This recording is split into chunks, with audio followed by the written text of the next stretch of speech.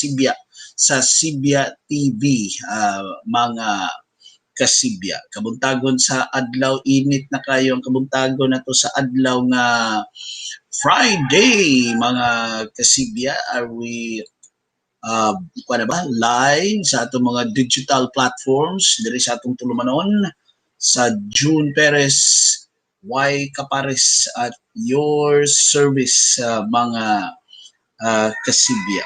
Musta inyong kabuntagon sa adlaw nga Friday, mga kasibya, no?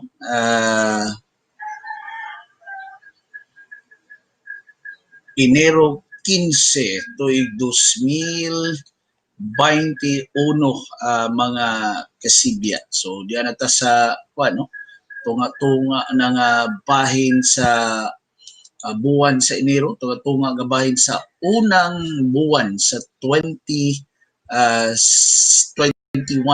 mga kasibya. So welcome sa atong live edition sa atong tulmanon sa SibyaTV, kini ang June PEREZ, KAPARES at your service, mga kasibya. Hangtod alas 10 karong buntag, niya akong gisusi diri karon kay karon gud to ang gisaad, no, nga pagpahigayon bitaw og laing hearing sa kabahin sa vaccination program sa gobyerno, sa Senado, mga kasibya. Pero wa man tay nakita pa diri nga murag duna na advance info, mga kasibya, no.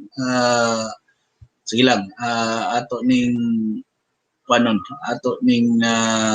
susihon na mga kasibya, no. So kiningita ko diri sa hearing sa Senado, wa man gyud no.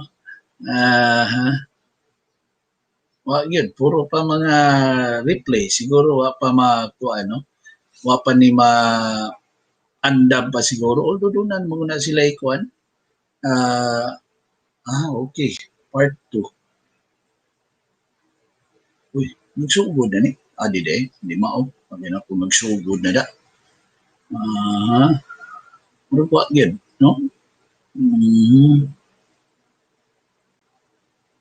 Nagwala gyud, no? Sige lang, ato ning atangan, mga kasibya, no, aning maong mahinungdanon sa kaini, no, taliwa aning kabalaka paghihapon nato, mga kasibya, sa kining COVID-19, mga kasibya, no. Katapusang hearing nila diri nga naa diri is the part 1, no. Ang part 1, mga kasibya, atong maong gipahigayon nga hearing sa Senado. I don't know sa ilang Facebook, naon ako sa FB, mga kasibya, no. Naam sa ni FB ang Senado karon, no. Kung doon na ba sila gitakda nga laing hearing, no. Naagi day. So 10 AM, no. Continuation of the discussion on the national government's COVID-19 vaccination program. Ano sila sa FB mo live siguro da. Sige lang.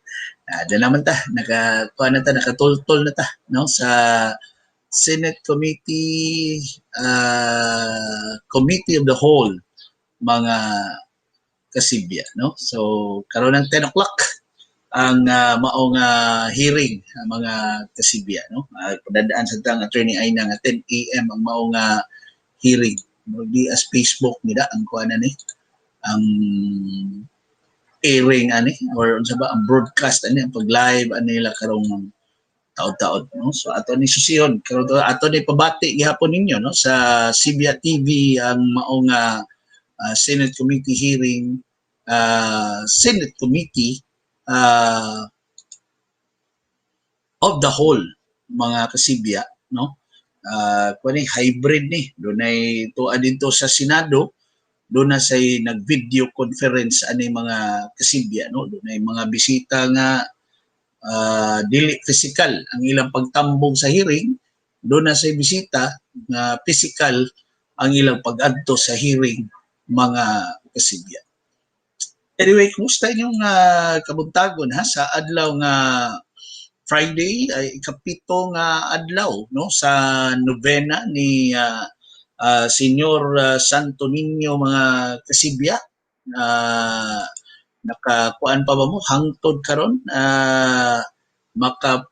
nakakumpleto pa ba mo no mga kasibya wa pa ba mo sipyat no pero malagi tungod karong kini bitawng naitabo nato karon mga kasibya no di man ta new normal man ni nato no ang uban di agid sa kining online no online nga pagtambong sa misa mga kasibya pero mo ni gikulbaan ugmang adlaw ha ugma ug sa adlaw nga kining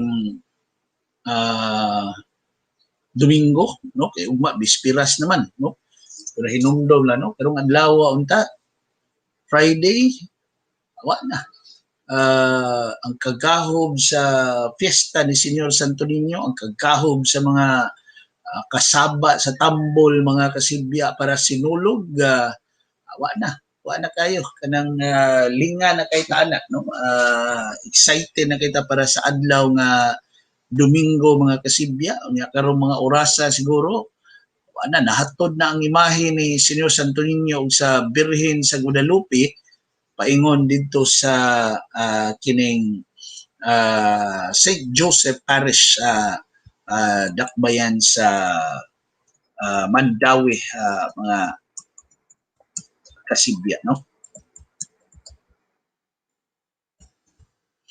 So manay masaksyan ta nato manay gitawag nato sa naanda nato nga traslasyon mga kasibya no traslasyon ang pagbalhin sa imahe ni Senyor Santo Niño paingon dito sa dakbayan sa Mandawi. I don't know sa mga kung naa patatas normal wa ta kibaw unsa tay mga plano pagyudunta no ang sa Mandawi lang daan naa sila kadtong ano panagtagbo festival ila yung giumol ang panagtagbo festival no I don't know giatol ba sa nila Byernes sa yun or sa adlaw nga Domingo na no sa ilang kalihukan no kay mag-abot man na diha ang imahe ni Santo Niño ang imahen sa Birhen sa Guadalupe ug ang imahen sa ni San Jose no ang amahan mga kasibya no mag-abot sila dito sa simbahan ni San Jose mga kasibya. So manay atong masaksyan unta karong adlaw. Unya kuana diha overnight na diha vigil na diha ang imahen sa Guadalupe o di Santo Niño ini kakadlawon kay latong last year kuan man to.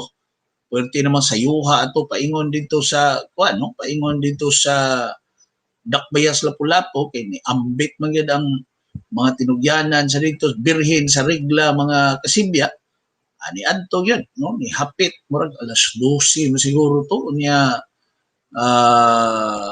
human sa Mandawi giprosesyon paingon dito sa Birhen sa regla parish no unya gi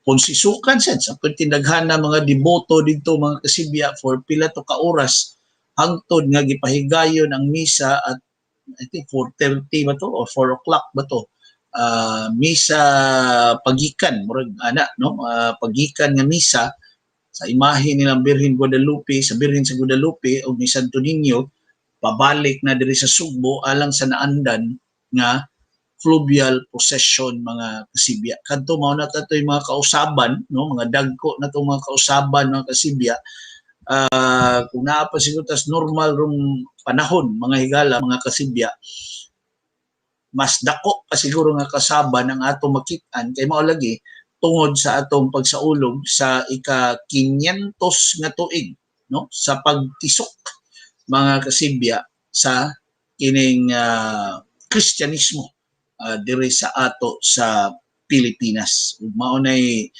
Although kining 500 years kining quincentennial, no, quincentennial mga kasibya, no, kuan kining Abril pa ni siya, pero tungod kay fiesta man nato sa Enero sa kining Santo Niño karong buwan na, dagko na nga kalihukan unta padung na sa 500 years anniversary sa atong Christianity sa Pilipinas, no.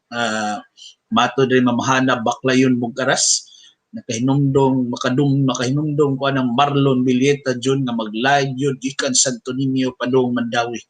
Matigingon ngingi ito Marlon kung isgutan ng live coverage translasyon kay murag kag ma-appeal kumot mo kasing mga kasibya, no. Kana bang ayan coverage sa ito mga kasibya, no, ni Marlon, kana bang naghulagway gyud sa unsay mga makita niya dito nga kanang murag gyud na murag naa sa ka didto, no. Ikaw minaw sa coverage murag kag ma-appeal og ka what, ma-appeal ka sa ang imong kun murag kag balhin ang imong nahimutangan gikan sa imong tamong tuwa ka dito sa translasyon mga kasibya. So muna gitawag buhing paghulagway, labaw itong buhing paghulagway ito kang anhing Marlon Villeta mga kasibya, no. So kadto dito nat usatos di nato makalimtan karong adlaw sa translasyon mga kasibya, no, kay usatos mga kuan yun kanang atangan sad, no, sa atong mga tigpaminawan kaniadto sa DYAB pata mga kasibya, no. So kana siya gikan sa Lapu-Lapu inig kauman dito sa misa fluvial na, no, prosesyon agi diri sa kadagatan sa Mactan Channel paingon diri sa Dakbayan sa Sugbo balik mga kasibya niya diya Pier 1 na wa kita maka kuan pa ni unsa kita kanang mga specific kita nga mga kuan bitaw programa pa karong adlaw unta nga makitaan, no, nga masaksihan sa katawhan bagga na unta kayo ang duot sa katawhan karong higayon na ilbi na nato diri sa Dakbayan sa Subo. Unya umanyana human sa kalihukan, ang kalihukan na diri sa Basilica kadto nang sa kining reenactment, no, sa unang bunyag mga kasibya, no, nilang humabon og ni Reyna Juana mga kasibya atong higayon na. Ngani kahapon pila patak na human ana, no, kuan kining mao na ang pagsugod sa foot procession, no.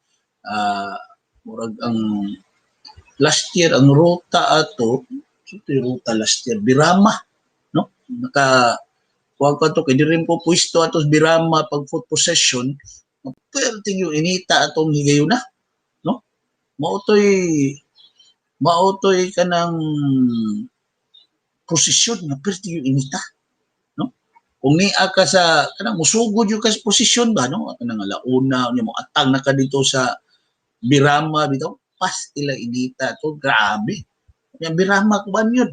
Wa man hawan kaya lapad man kaya nga karsada. Pwede yung inita mga kasibya. Yan diha pa'y bisang posisyon doon. Pero kung doon nag-emergency, palabngon man ginani mong mga doon na emergency, no. So ni ang Birama agianan man is mga ambulansya kung gikan kag south, no. Gikan kag south paingon kag Vicente Soto kasagaran, ay sus mabulabog ang mabulabog ang prosesyon mga kasibya, no. Makuan yun, mabalda ba, no? Pero sus ang posisyon ato nagkuan ko atong alauna mga alas 4, alas 5 mao'y pag-agi sa kinatumyan.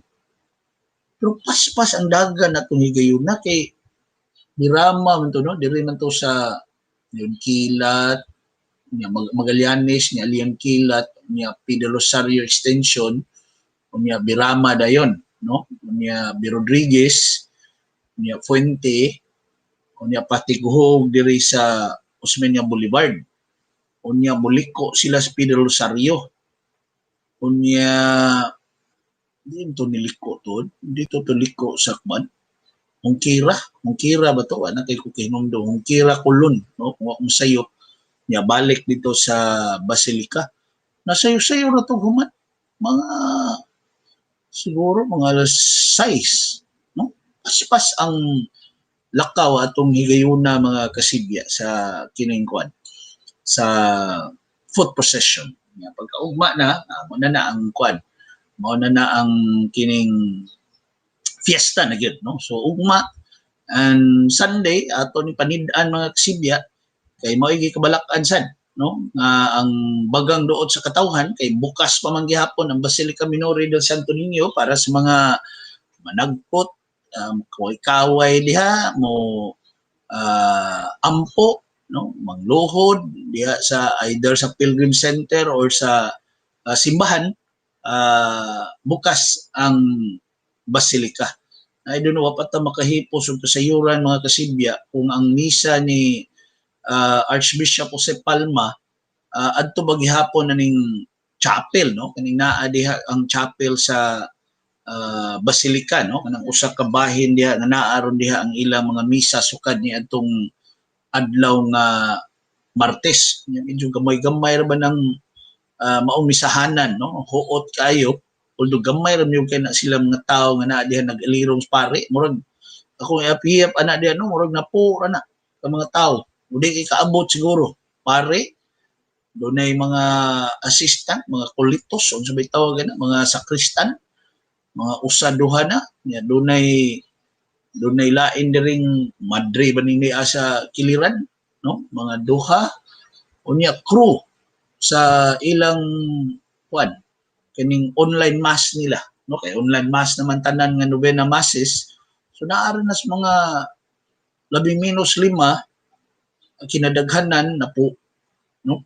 Murag na po kapin murag maghuot sa anang maong lugar mga kasibya. So munay akong nakita diha sa kwan. So mangutanan yata sa atong kaparian diha sa Basilica Minore del Santo Niño kung unsay ilang plano for tomorrow, no? Kung palalitan mo dagsa yun ang mga tao mo dasok ang mga tao mo kuan sila kay wa may misa, no? Wa may misa nga masaksyan. Although ang novena masses why misa physically, no? Kanang makit-an diha sa naagi diha sa Pilgrim Center, wala na siya ugmang adlaw hangtod na sa adlaw nga Domingo naagi hapon dito sa ilang chapel, no?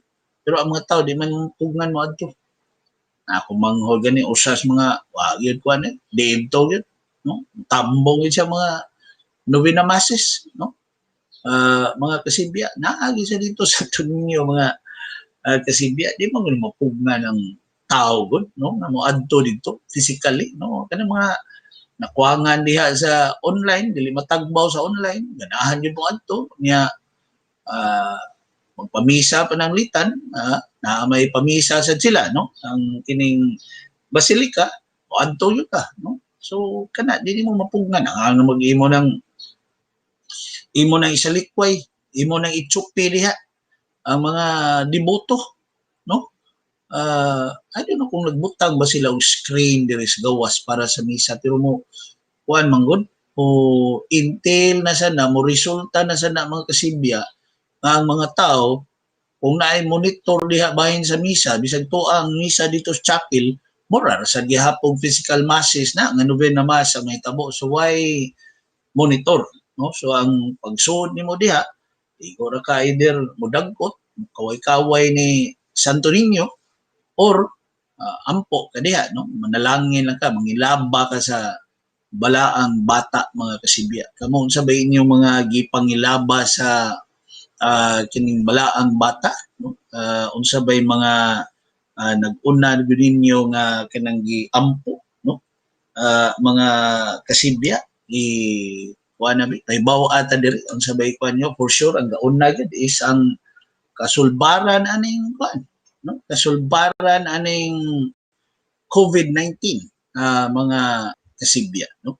Morning diha ni Felipe Bourbon Menyoza, ni Terry Irida, ni Rosana Suson, ni Ma'am Irene Villar, Pete Senior June, nagtanaw ko din sa lahog. Si Mamels Castro, si Lian Cindy, si Rene Batyan sila. Uy, basig mo anha paron diha bay rin. Wow, wala pinuhunay noon eh. Ha? June, matod rin sa Danny Canales, gikan ko sa Talisay City Assessor's Office. Hapsay na ang dagan sa pagpag-compute sa property tax. 2 working days ang transaksyon. Imo pa-compute karon, balik next working day, makuha, unya bayadan ka.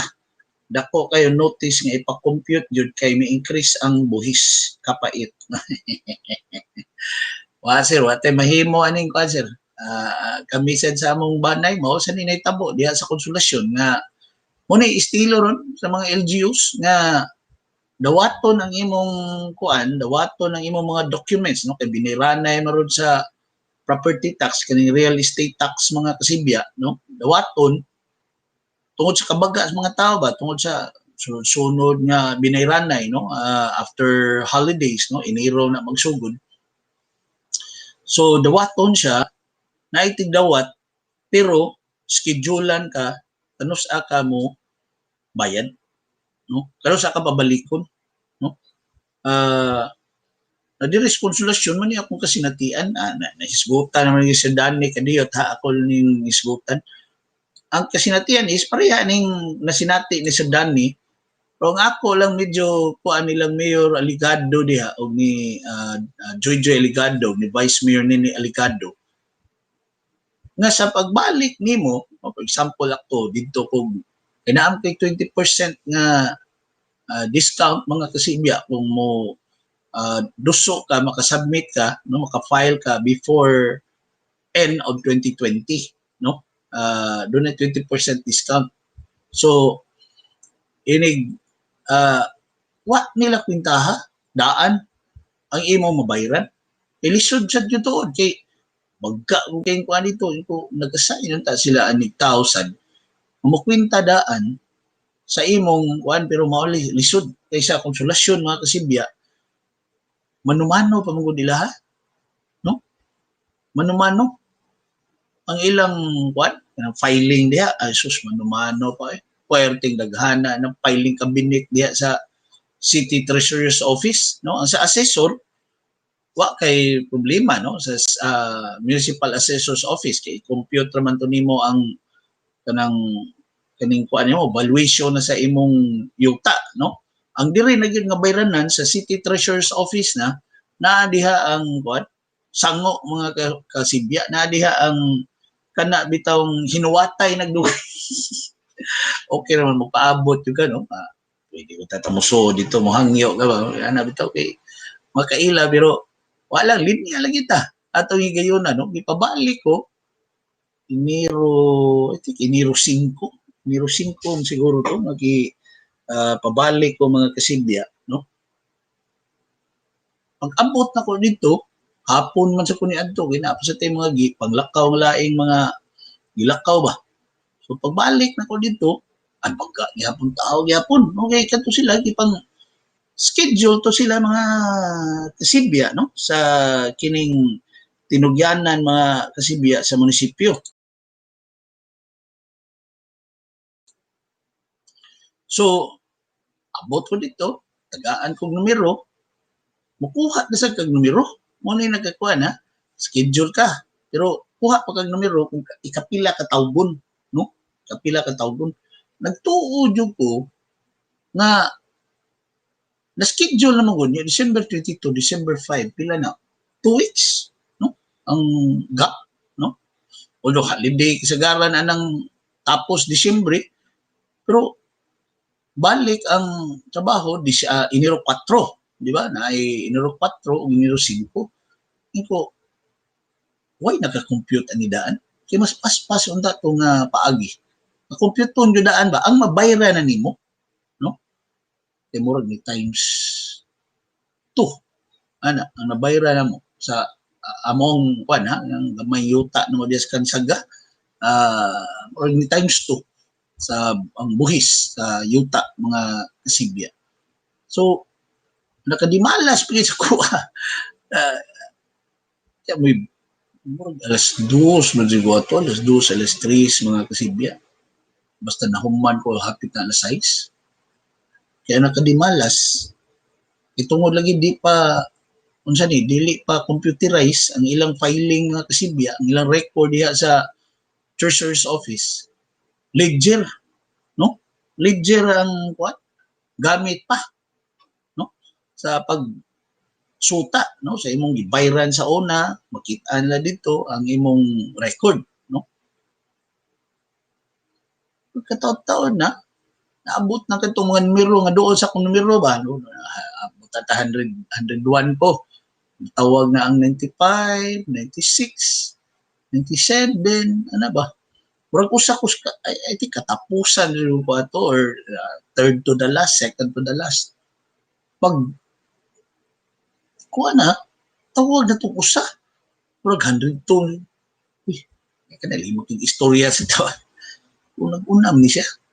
Amo to dito na kung nidoon ko, ma'am.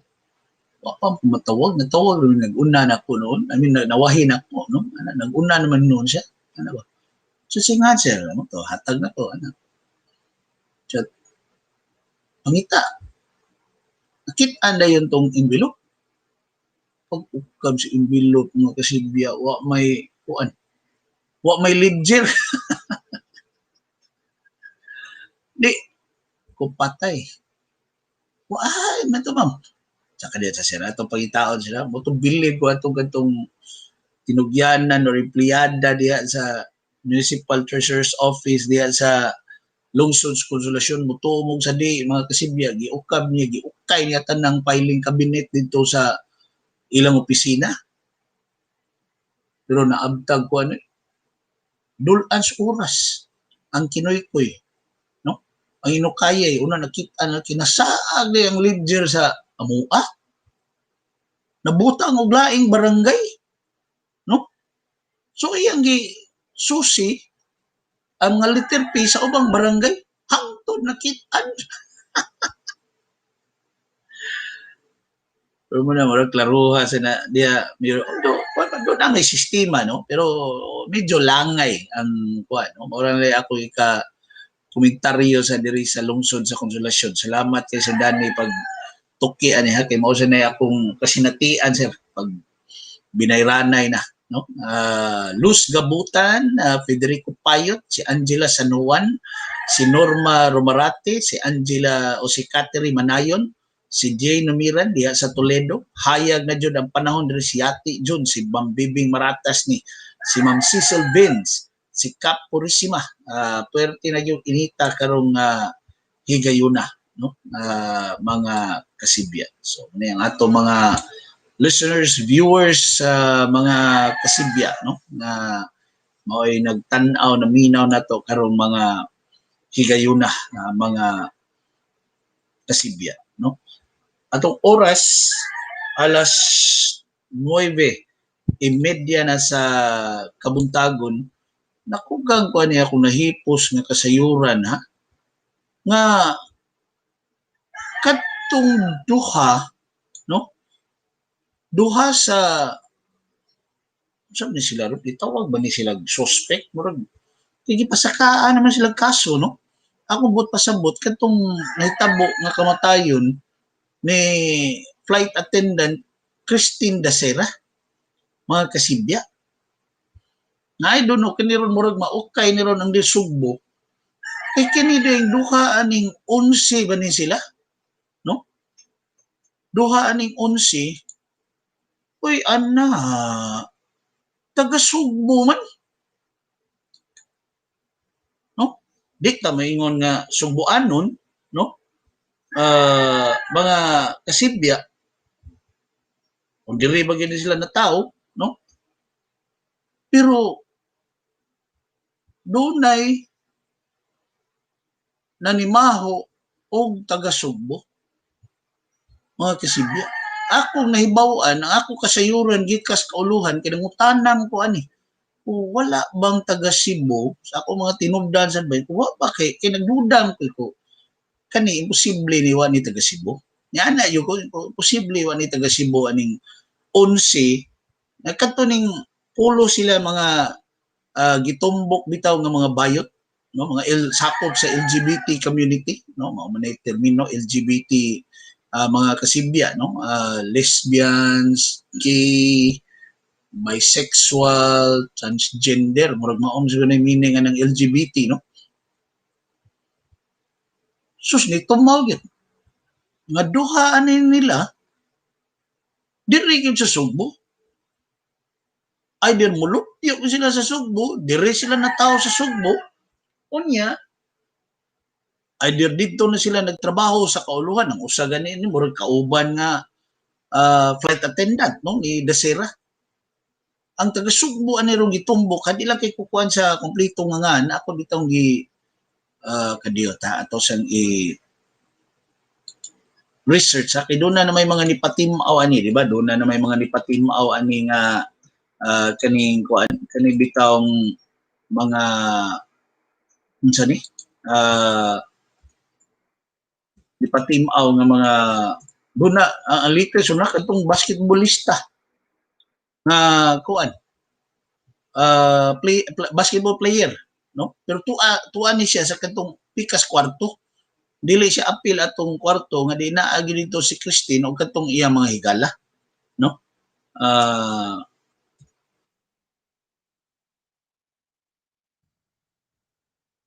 Unsi man eh mao bitaw ni Ray kuan, no, mao ni Ray interesting kayo kung panalitan mo paggawas na ni ron ang NBI mga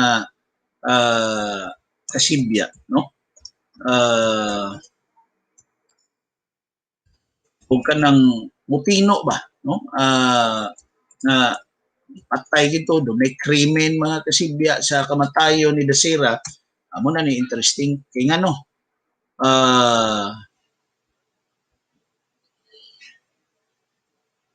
ang apa wa man diri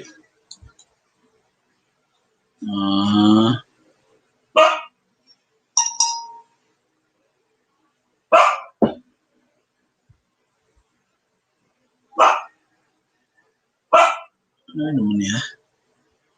Basta ang akong nahibaw-an, kining nag-apelyido og English. Usa ni, taga Sugbo ni. Gi-report ni nga graduado sa usa ka universidad sa dakbayan sa Sugbo, no? Unya ni kuha ni siya master sa lain sang universidad diri gihapon Sugbo. So dual kuan na course ning bataa, no, kani si English. Ang lain sad kani si De Los Reyes baning usa, no, di kay ko kakuan silang full name ha, pasayloa. Gitumbok ni siya nga taga Dakbayas, Lapu-Lapu, taga Barangay Paho sa Lapu-Lapu mga kasibya, no, taga kuan Lapu-Lapu niya graduado sa ni siya, no, sa kining usa sa gihapon ka universidad diri sa ato mga kasibya, no, mga higala ni, no, ni Christine Dasera, no, ang usa ni murag kuan kining kuan gyud kining sitawag ana kanang flight attendant, no, flight attendant ang kining kani man siguro si English, no, may naapil ani, no. Ha akong gitan-aw diri ha. Mao ni sila ang naa sa room 2209, no. Pero ang mas kuan ron nga gipangita yun, no, ang kadtong dia sa 2207, no, kadtong gi-report nga naa dito ang mga tinud-anay sad nga mga lalaki, mga kasibya. Pero gihimakak man ni sa kadtong mga kuan. Ato sa mga amigo ni Christine Dasera nga mga sakops LGBT mga kasibya, no. Muna duda na ron nga kining naa sa pikas, no, kining naa sa 2207, no, na ay mga inilang personality ni tuod man do na nay usa nga niadto sa NBI basketball player, no, wa kay ko kakuan sa pangan pero ilado siguro siya nga basketball player dito sa uh, kauluhan mga kasibya, no. Mao ni ang gipangita kaning naa sa pikas room kay kaning uban nga 11, no, kaning ubang naa sa pikas room katong 11 sagad ani nila murag na ang uban ani murag ni patin-aw naman ngadto sa National Bureau of Investigation mga kasibya. So kaingon ko matay gudi gimawa ko ano naagi mga taga Cebu bitaw kung dunay mga dagko sang krimen bitaw usahay mga kasibya, no. uh, mo ni akong gidudahan yun primero ko bakit taga Cebu aning kaila ni Christine Dasira mga kasibya, no, ana agin ni tumaw gyud mga uh, kasibya, no, na padyot siya, no, kanang duha pa gani, no, dili usa kun dili duha mga John de la Serna dili de los Reyes John murag sus nagtan-aw ko sa naong aning de la Serna murag sirog parihag naong sa mga de la Serna dire niya junior ba siya o the third, no, sabi nakaila dihag John de la Serna the third nga giingong taga Dakbayas Lapu-Lapu, no, mao ni, no,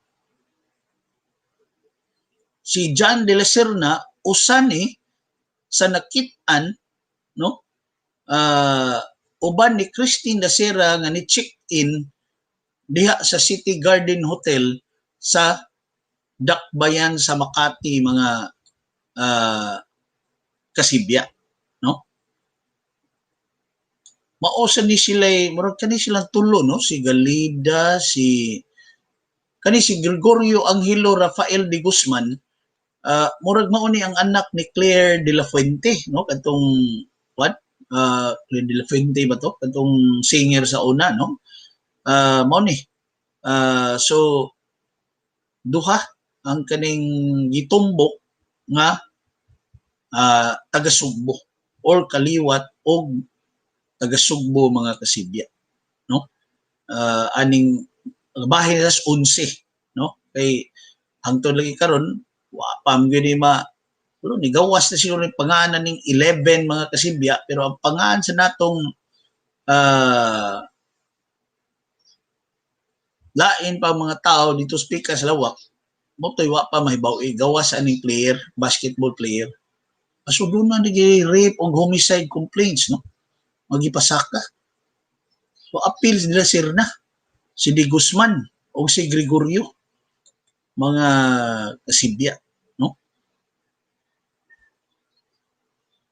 So kuan pa ni dugay pa ning mao nga issue bahin ni Christine Dasira nga matawag natong mamatay mga kasibya, no, makalimtan, no, ay ilabi na kung ang NBI murag akong nahibaw-an karon na bang adlaw mo hayan mo paggawa sila sa resulta mga kasibya sa ilang re-autopsy, no, niya donar ba to'y nakuha nga sample sa kuan pa ha ihi ni Christine Dasira, no, urine samples, no, nakuha pa nila bisag patay na si Christine na po sila nakuha murag 100 milligrams ba to dili kay daghan, no, 100 milligrams ang nakuha sa mga tinugyanan sa NBI mga kasibya, no.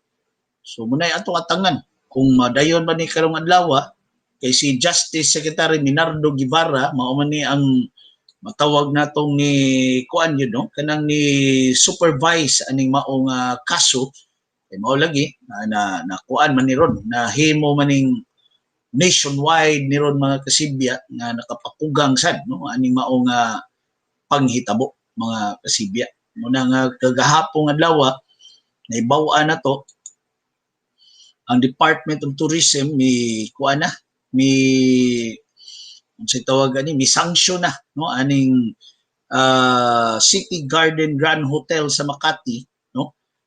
Ilang giribukar ang accreditation aning mao nga hotel for 6 months, no? Sus, labaw ba ni COVID sa nga di ka operate mga kasibya, no?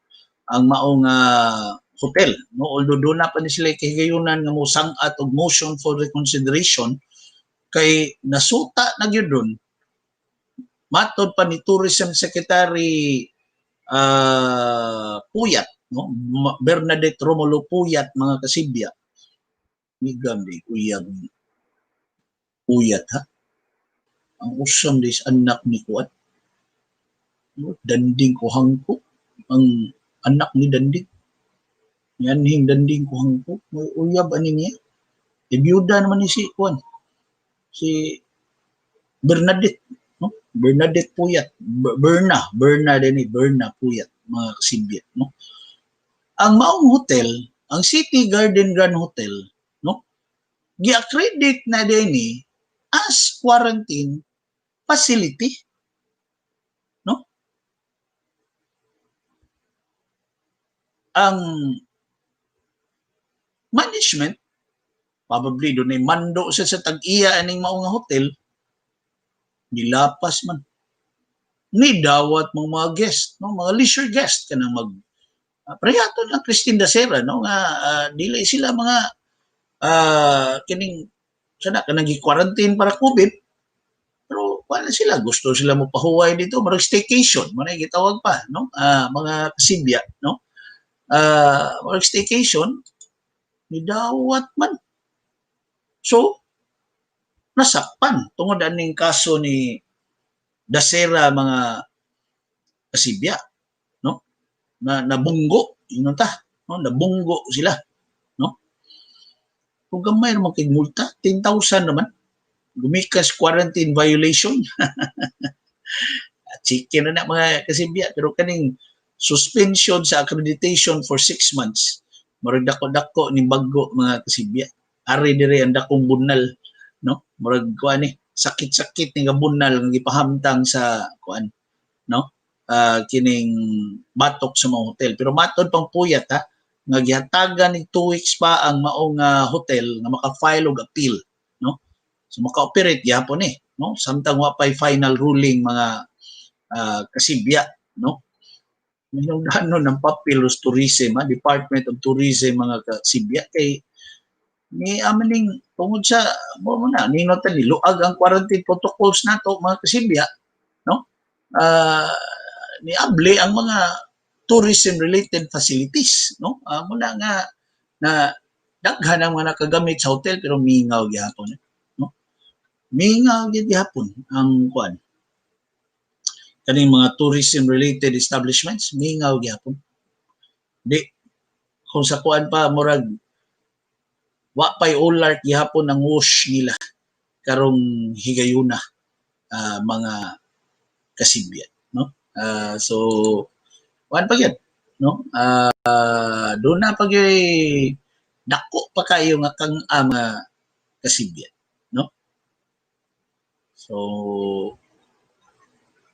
ato nang sutaon, no, ang maong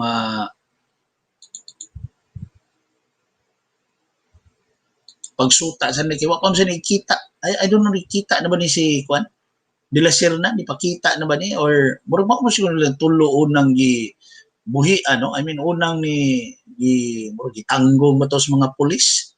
No? Kani si De la Serna, si John De la Serna, si Rosales ba to? O kini si Garrido ba ning usa?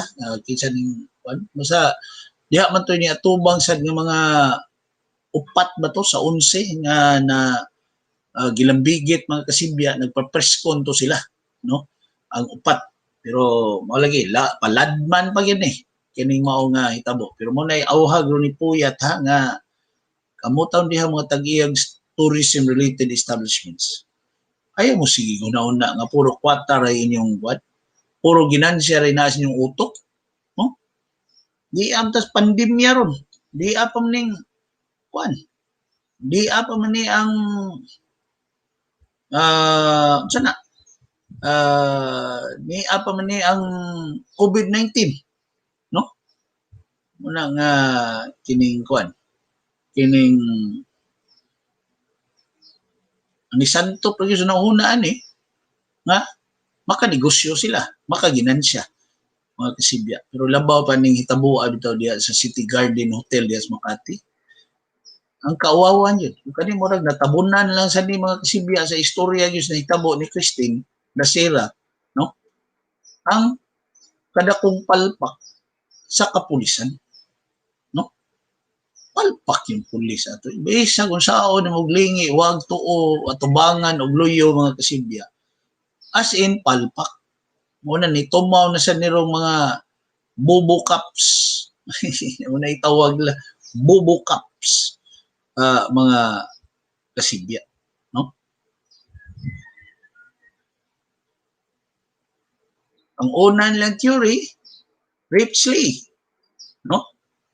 Kunya ang suspect ang 11, no? So, tingog dayon si General Debold Senas, ang panguna to sa PNP, sold na ang kaso. Pas kang paspasa. Usa tos ngingi kay nga kaso mga kasibya, no? Nga sensational ba nga gi kuan dayon makaingon ta primero pa lang lugar nganong makaingon din sila nga sold ng kaso, no? Unya ang katong resulta ba tos medico legal nga ang karon tinguha na gani ni sa inahan ni Christine Nasira nga ipalagpot ni kuhaan ning lisensya kay di mao iyang pagpahigayon sa autopsy, no? Pwede paspasa, no? Sold ng kaso mga kasibya. Pwede dali butoy kung ngigas na ning tabuan sulbad man dayon mo daghang nagduda ba na sa ni si De Bolsinas wa ni Olar, ha? Ni Olar siya ni klaro din siya ingon nga kanang sold ng kaso niya hapyod-hapyod petos buko-buko sa inahan ni Christine, no? Ay murag ganahan sa mugakos ang inahan Christine ngadtong Debold, no? Kay gatuo siya tidiber na iyang gigakos mga kasibya, no? Muna ni tabo. Jesus, daghan day kay Bolilyaso. Ang procedure nga gisunod sa pulis di yun mao. Ug mao sa ni nahitabo mga kasibya, no? Makapahinomdom ni nako ni iskutay nako mga kasibya. Sinitabo atong kan Judge Martin Ocampo nga kamatayon. Nga hangtod karon daghan pagaduda suicide ba gitong nahitabo ni Ocampo sa usas mga lawak diha sa Waterfront Hotel sa may Mactan, no? Ana yung atbang diha sa Mactan Cebu International Airport, no?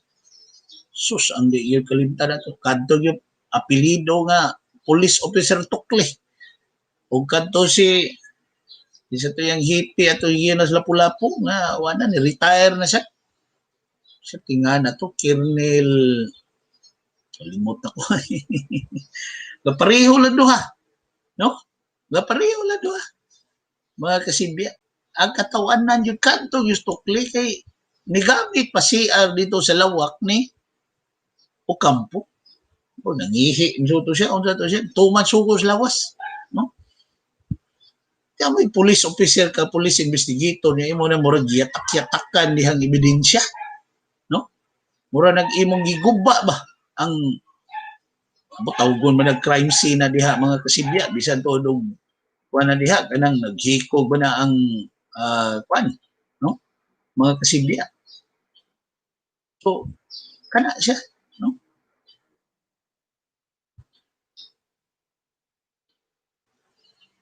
Muna nga kini karon sold pero daghag palpak mga kasibya, no? Imo guni ang nitabo. Sa kadto pa lang pag kuan, kadto pa lang bitaw pag unsa ni? Pag autopsy, no? Ang iyang finding sa nag kuan atong nag-autopsy sa patay lawas sa pulis niya nga medical legal, why timaan nga gi-rape si Christine Dacera, no? Og ang gibutang dito nga hinungdan siyang kamatayon, aortic aneurysm, mga kasibya. So murag kanang bitaw murag kang gibuto ang imong mga ugat diha sa imong utok o asa ng mga ugat nga nibuto diha, no? Kay dunay murag kung nasi kay gitumal tambal na overdose ka or doon na kay giinom, murag ana ba, no? O diha na may pasiunang pamahayag ang pulis ato nga dunay matod pa na palgang similya sa kinatao ni Dacera. So rape slay. Conclude din sila. Ang dako pag yung kayong murag matawag na tong kanang binugo ba? Sa kuan pa lang kanang kuan nga medyo kuan bitaw kanang mas prangka pagka-istorya ba, no? Binugo kayo nga gibuhat mga kasibya, no? Ang kinadak-an para nako nga nahitabo atong kag Christine Dacera, giimbal sa marayang lawas, sawa pa ang autopsy, mga kasibya. So gi-autopsy sa katong doctor's PNP, posible mo to'y kuan nga why rape?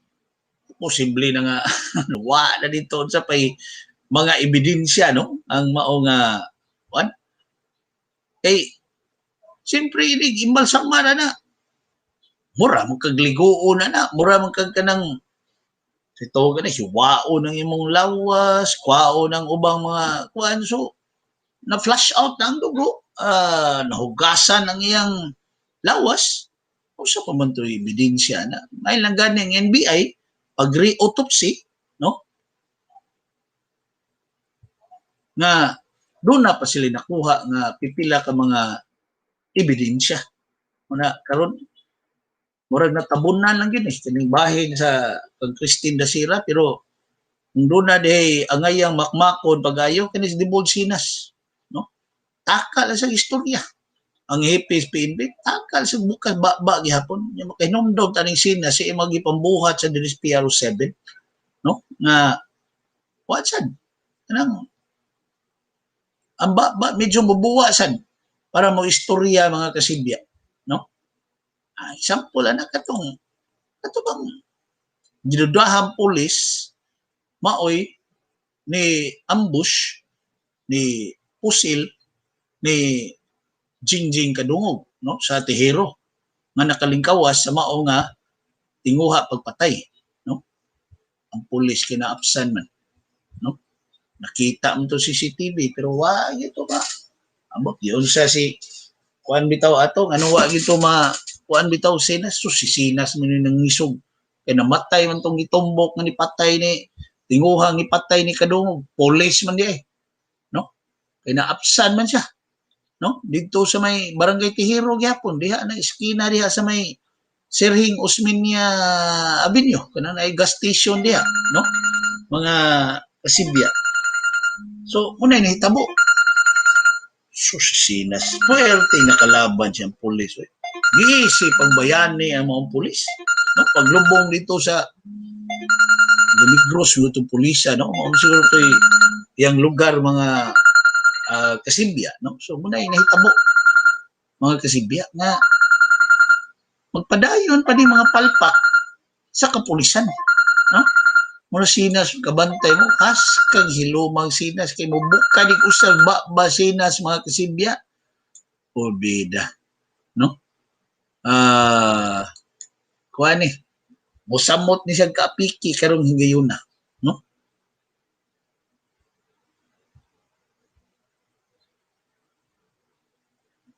Akong gipangita to rin nga ni kuan English, no? Rapinan, Rosales,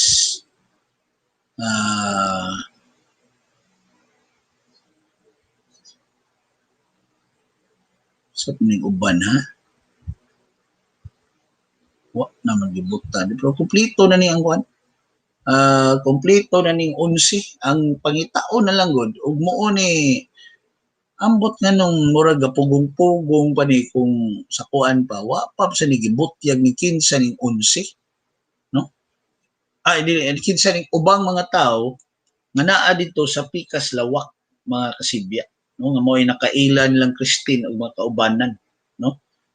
Matod pa rin sa atong si kuan man si Sir Cesar Ibanez, no? Flight stewardess case, respondent should have been tested for drug use immediately. Kana lain sa napalpak Sir Cesar, no? Kanang maong nahitabo sir. Nawa gi drug test, no? I-drug test mo ginang hubog nga driver nga maaksidente. Unsa na kaning dunay namatay, no? Kani akong bata, hili kini mo tan-aw ng kuan. Nabi mga series sa Amerika kanang mga FBI, sa ni NCIS, basta bahig pamulis, no, bahig mga krimen. Ang usa gid siya na matikdan, ana gid siya. Parehap lang dito sa Amerika. Nabisan unsa nga kamatayon, no, gipatay or namatay tungod sa natural nga hinungdan. Bisag natural pa na ang hinungdan sa kamatayon anang mao nga namatay. Isipon yun na nga murder na gimorder ang iyang patayng lawas.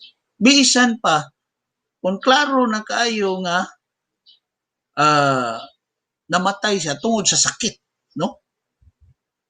Dili mo conclude ang FBI or unsa ba ng mga ahensya dito nga mo kuat mususi hangtod nga ilang susi, ma-autopsy, ma-re-autopsy, kalkal diya pag-ayo ang kabahin sa lawas sa maong namatay, hangtod nga di na lama susi, di sila mo conclude mga kasibya. Ilan ang isipon nga murder ginang nahitabo anang mao nga tao nga makit-an nga bisag naa pa na siya sa iyang lawak na siguro o naa na sa iyang asa na siya napita sa iyang balay ra nga namatay, wa siya kauban, no? Panalitan siya rag usa, bisan pa niya na isipo na nila nga doon na ginahitabo ani nga gawas aning pagduda nga siya namatay tungod sa natural nga hinungdan or sakit mga kasibya, no? So kana siya una pa ideklarar kung masuta na gid nila nga namatay ni tungod kay kuan giatake ni kasing-kasing, namatay ni tungod sa aortic aneurysm, no? Or doon na sige mapalgang ebidensya, amoy mo sila gipatay ni, no? Gihiluan ni pananglitan, kanang palitan gihiluan na bisag siya ra usa diya balay, no? Doon ay laing tao na kasuod diya nagihiluan siya, di na makita nimo sa imong mata ra mga kasibya, no? Makita na nimo kung imong susihon, di ba? Pero di na nimo makitaan kung kanang siga lang imong mata diha, tan-aw ka diha sa kuan, nya mo conclude ka amo na dakong di malas diha mga kasibya, no? Perting kuanan na, perting uwaw ana ang mao nga mga pulis, no? Muna paita, no? Kung anda bitaw kani for sure di man ni mo katapusan mga kasibya na mahitabo. Ay sus, doon na pa ni. Doon na ani mahitabo mga kasibya, no? Doon na pa yung mga palpak nga posibleng mahitabo ani mga kasibya kung di na diha bansay nagtarong kana makaingon sa tatuam ko na sa liderato ni Salamin ba, no? Ang mao nga nahimo diha sa kapulisan. Na ako lang gisbutan kay diha ko'y mo lagi akong tinubdan dito sa kauluhan nga duha de aning gitumbok na ron nga persons of interest sa kamatayon ni Christine Dacera. Sus taga Sugbo man di ay. Ang usa mao ning kauban ni Dacera kaning apelidong English, no? Amigo higala, no? Graduado og usa ka kurso sa management accounting, no? Sa usas mga universidad. Unya nikuha pag yun ni matod paglaing kurso sad, no? Murag masteral na sa lain sang universidad pero diri gihapon sa dakbayan sa Subo. Ang kanisang usa de la Serna ra ba pa kuanan ni John de la Serna akong gipangita diri sa Facebook, no? John de la Serna III, no? Taga Paho sa dakbayan sa Lapu-Lapu. Nag-report sa ni siya nga lain sa ni siya nga flight attendant mga kasibya. Nagitanaw na ko rin John de la Serna III, maragwa na. Wa na iyang kuan. Wa na iyang sani. Wa na ang iyang Facebook live, no?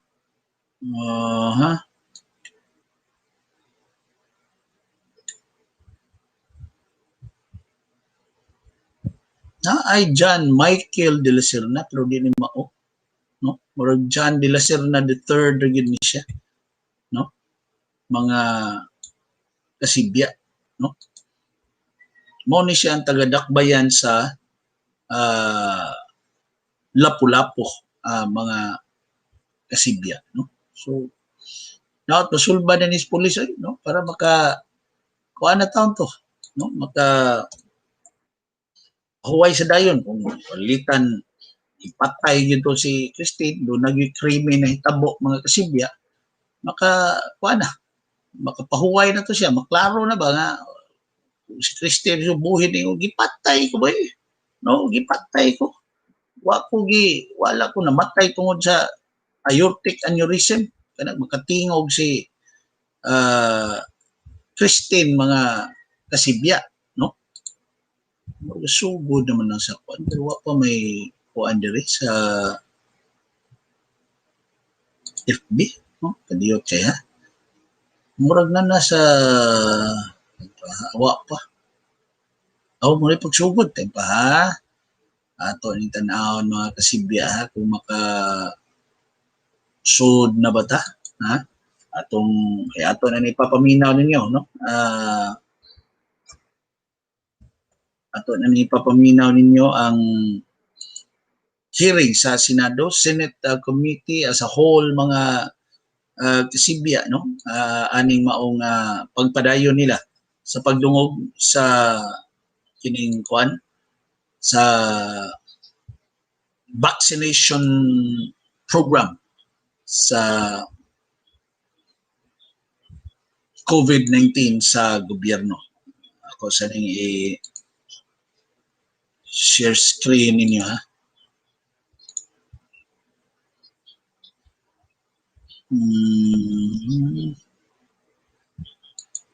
Magmaon mo siguro ni kadiyot ha.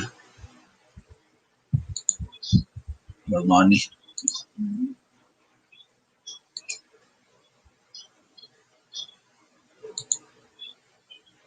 So nagkuha na. Sugod ng hearing, minauta ni Senate President 97 and 598. Soto. While several of the committee members' questions and clarifications were indeed answered during the previous hearing, this body deemed it necessary to conduct another hearing due to the following reasons. Of course, Senator Bongo is also virtually present today. First, there are lingering questions that beg to be answered, and some information and data revealed last hearing seek further clarifications, particularly in the issue on Sinovac as a cheaper option for the government.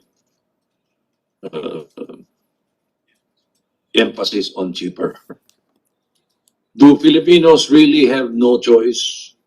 Is the tripartite agreement really the only way of the LGUs and private companies to procure vaccines? And on the non-disclosure agreement or confidentiality disclosure agreement relative to the purchase of vaccines, why is it necessary? What specific information are covered by this agreement?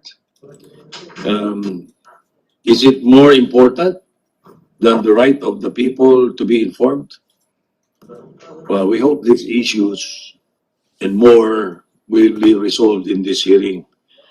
For those who are asking the reason for the Senate hearing, aside from the resolutions filed, the people want to know. It's as simple as that. Second, we heard the national government convey and discuss the roadmap of the COVID-19 vaccination program, but not yet the insights and valuable inputs from the private sector, the professional organizations, and the local government units. As in today's hearings, we will be hearing what these groups have to say. Third, some of the committee members were not yet able to propound their respective questions, and this will be their chance. And lastly, the public wants to know more and needs to be further informed as this concerns each one of us. So we hope that today, after today's proceedings, there will be no question left unanswered by our invited resource persons. The public will be more enlightened, and the government agencies invited will consider the proposals and inputs from the members of this body.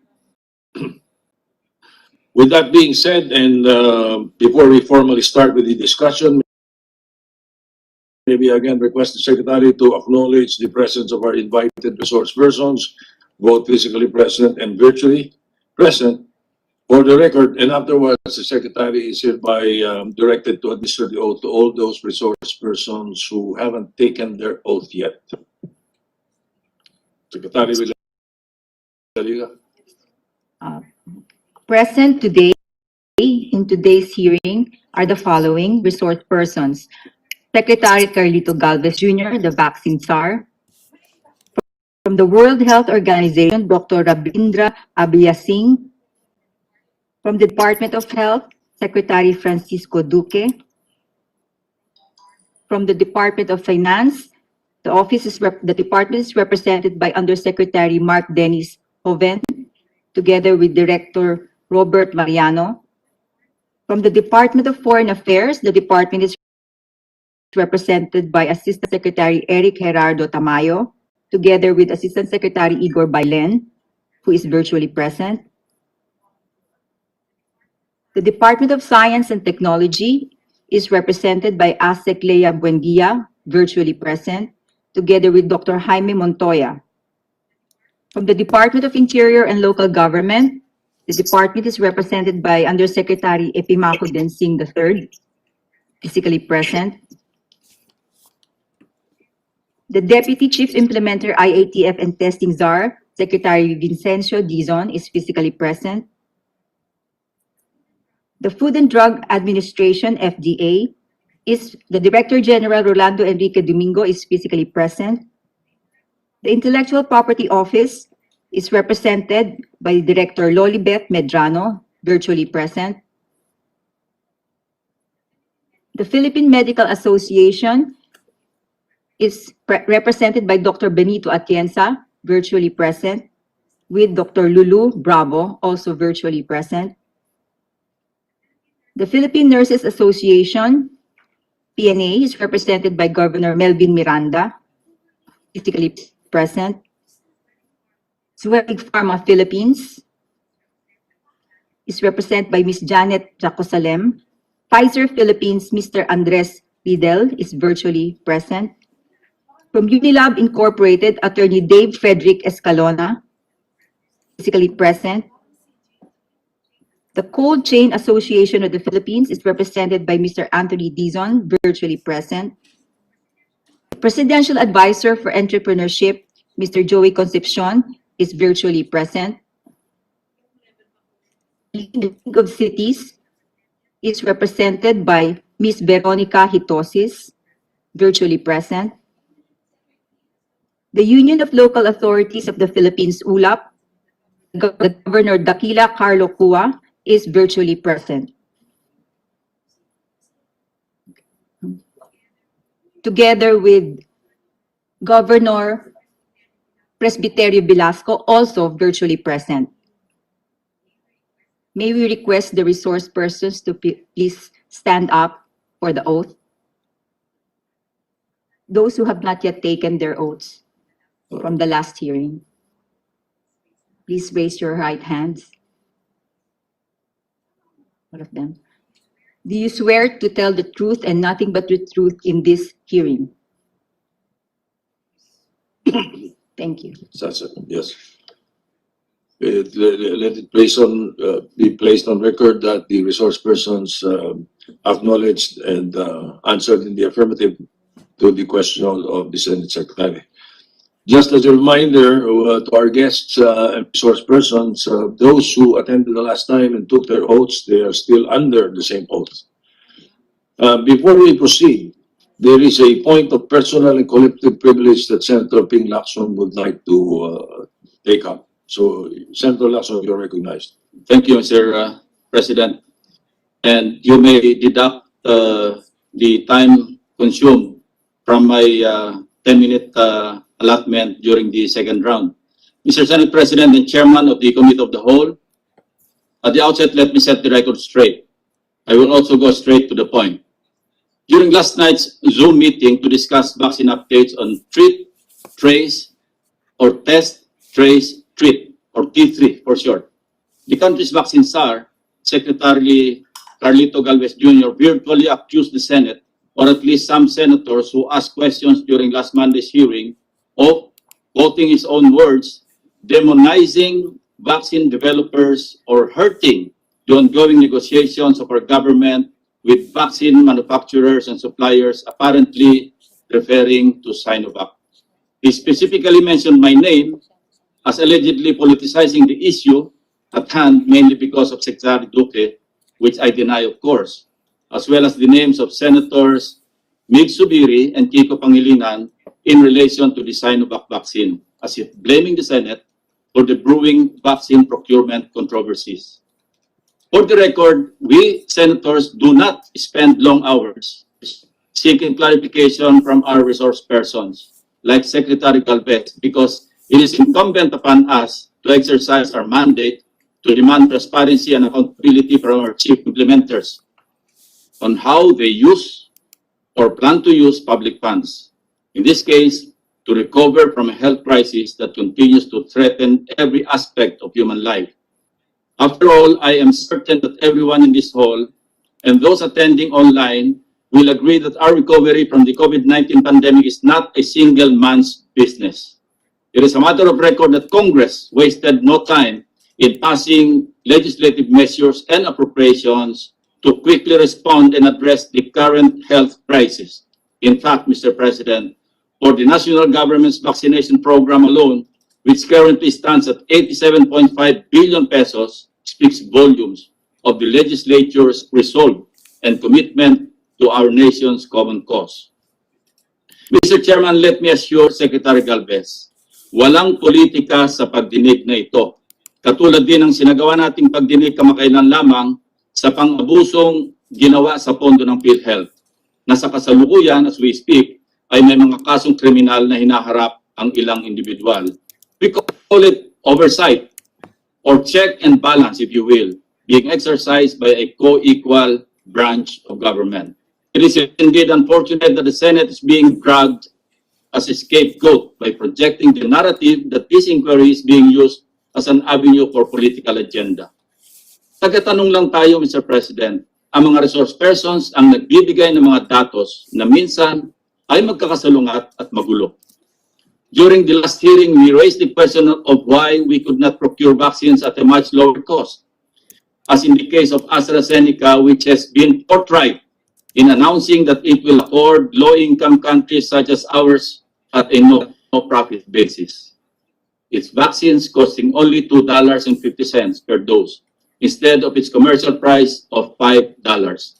Secretary Galvez was quick to disagree, saying that there are two sets of prices, the commercial price and the COVAX price. In his words, the COVAX price is very, very low. What we are negotiating is not the COVAX price. Hence, Do we take it from him that we are doomed to pay for the higher price of vaccines?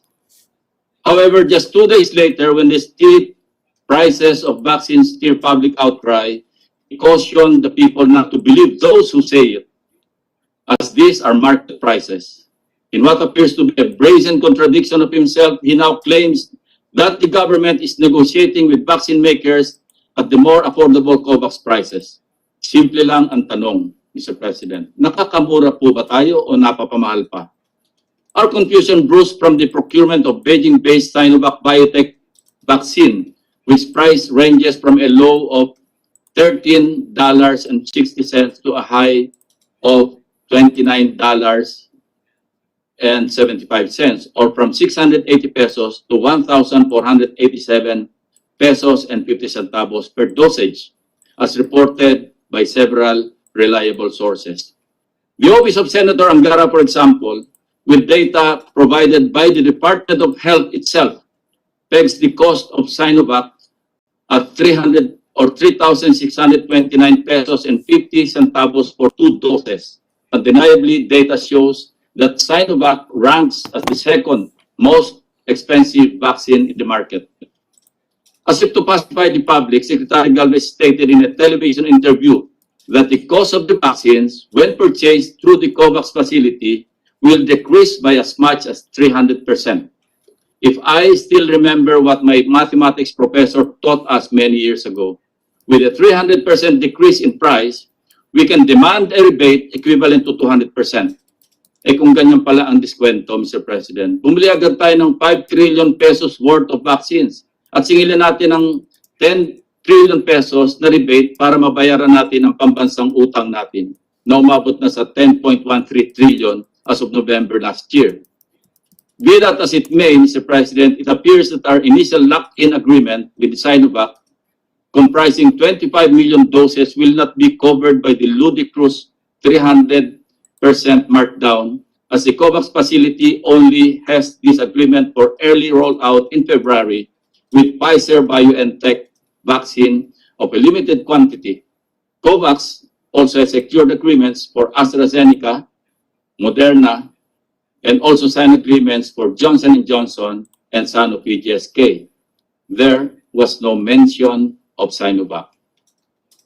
To our dreadful surprise, it may be too late now to backpedal from our Sinovac deal, since 50,000 doses are already set to be delivered in February 20, notwithstanding the lack of emergency use authorization of Sinovac in the Philippines, and even in China, its country of origin. Secretary Galvez is positive that we will have a rollout of the vaccine next month and onwards. In his words, as if speaking on behalf of the Food and Drug Administration, yung EUA po ng Sinovac, baka ma-approve po before February 20. Maganda ang arrangement natin kasi may darating kada buwan. Ang pahayag ng FDA ay mas malinaw at makatotohanan. Director General Eric Domingo said in a recent interview, FDA will be more meticulous in evaluating Sinovac's vaccine, as the Chinese company has not secured EUA from stringent regulatory agencies. Over the past few weeks, we all learned that talk is cheap, and nothing more than verifiable data can speak of the truth. When public officials hide under the cloud of secrecy, confidentiality, and motherhood statements, we cast a shadow of doubt over matters of national interest and lose sight of our health agenda amid this global pandemic. Lest we forget, Mr. President, in the course of this public inquiry, what hangs in the balance is the life and welfare of every Filipino, no more, no less. Thank you, Mr. President. Thank you, Senator Lacson. I was about to allow the invited resource persons, particularly the pharma companies, to give their opening statements. But in fairness to Secretary Galvez, who is here, you were asking for a few minutes for a presentation. Again, a presentation. You can do that now. Perhaps you can clarify the point straight by Senator. Mr. President, before General Galvez is allowed to speak, just a very quick manifestation with the permission of the Senate. Senator Pangilinan is recognized. Yes, thank you. Very quick, Mr. President. I associate myself with the manifestation of Senator Lacson, Mr. President. There is no politics here. Our concern really is to ensure that we have free and safe vaccinations for our citizens. I again associate myself with the manifestation, and I'd like to thank Senator Lacson for his manifestation. For the record, Mr. President. All right. Mr. President. Senator Tolentino. Just a quick administrative inquiry, Mr. President. During the last hearing, we required 3 agencies, Department of Finance, Department of Interior and Local Government, and the FDA, to submit their position papers. Mr. President, may we ask from the Secretariat how many position papers we have now submitted so far by the concerned agencies? Because right now, Mr. President, I only have the Department of Finance. Senate Secretary.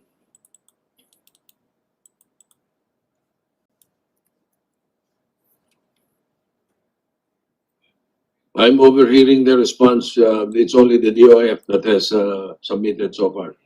Mr. President, May we reiterate the compliance, the submissions required by this committee emanating from Department of the Interior and Local Government and the Food and Drug Administration, Mr. President. Mr. President, the DLG submitted its position paper, read the law on this procurement of vaccines to the office of the Senate President yesterday, Your Honor.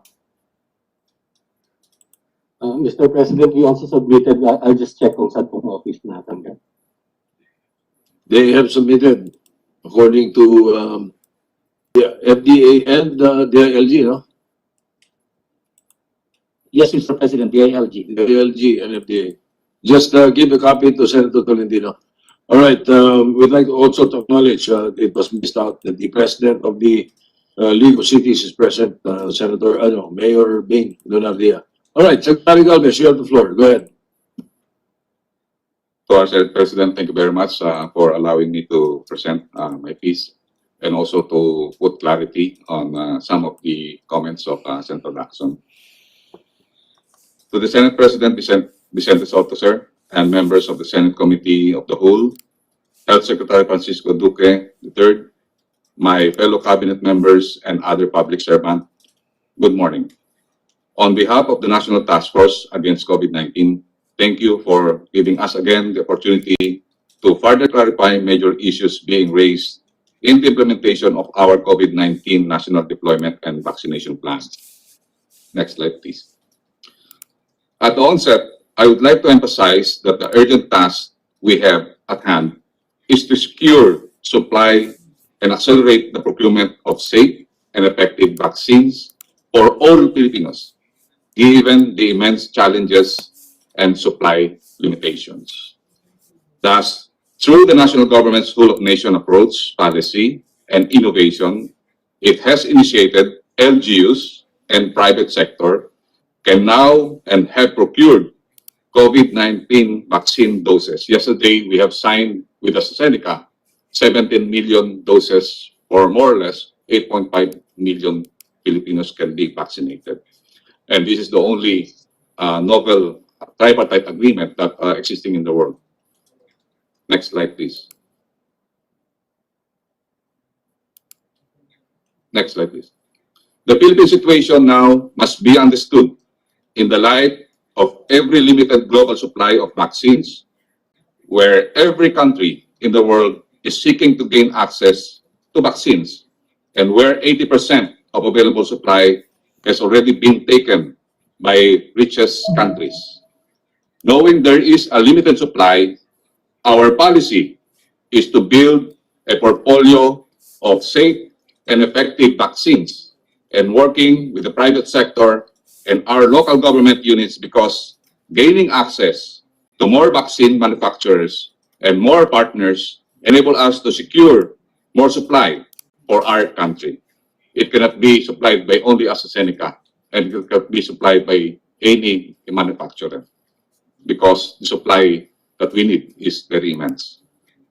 Given there's not enough supply yet, the the Philippine national government approach is to pool national volumes, to get a seat at the negotiation table and secure the most number of vaccines at the best prices with our partners in the private sector and the LGUs.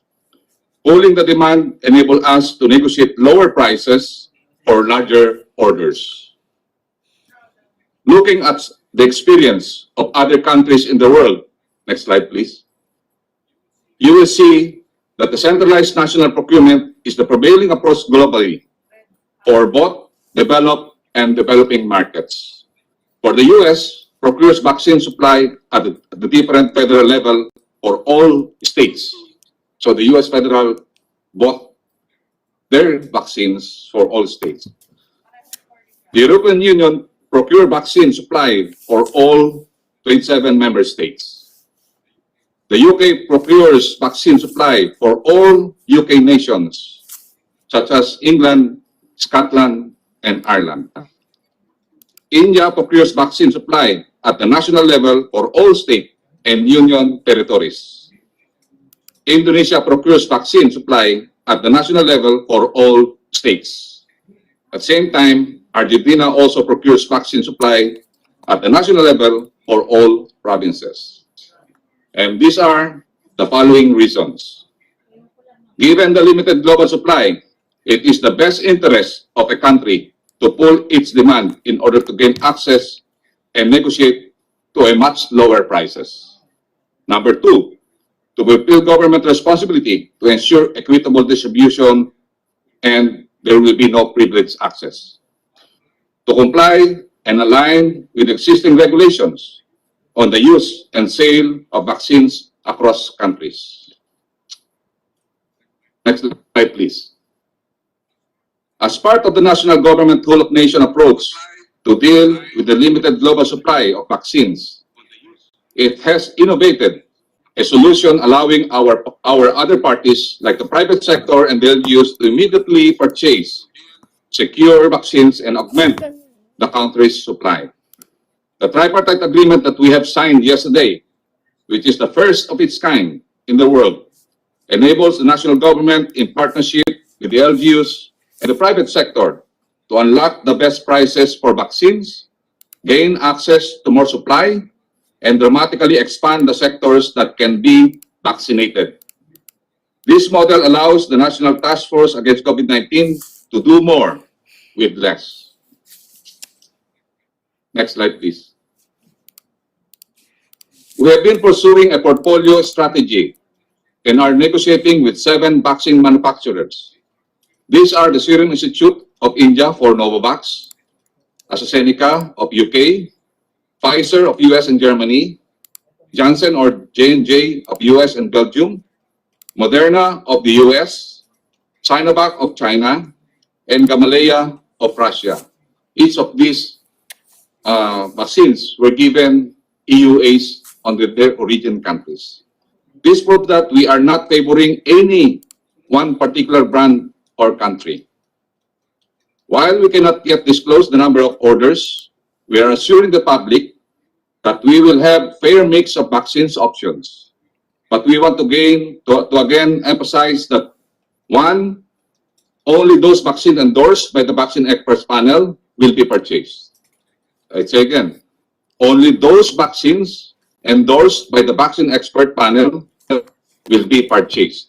And number two, only those issued an EUA by FDA will be administered. With regards to the prices of the vaccine, we also want to assure the public that the negotiation will result in the best price available given our total volumes. In conclusion, the government will strive to meet its target of 148 million doses of safe and effective vaccines this year at the earliest possible time. We are talking to multiple vaccine manufacturers, and our vaccine expert panel and the FDA will ensure the safety and efficacy of the vaccines for our people. Finally, from the very start of this pandemic, our president has pushed for a whole-of-nation approach. Our partnership with the private sector and the LGUs will continue to ensure that we meet our vaccine targets.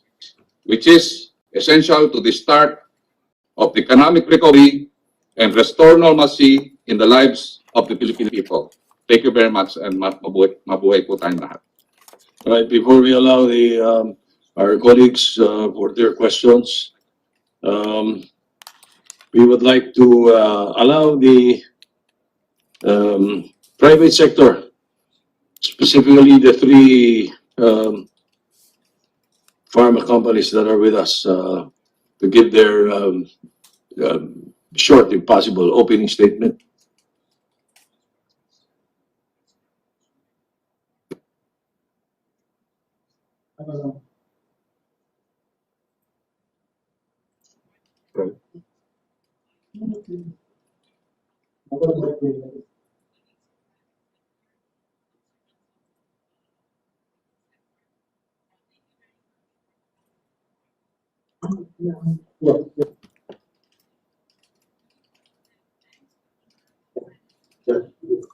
Okay, you Ba't iba? Ba't iba to? Delay.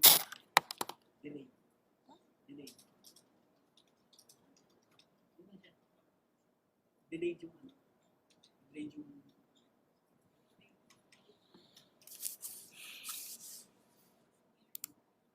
ba't natigil sa'yo?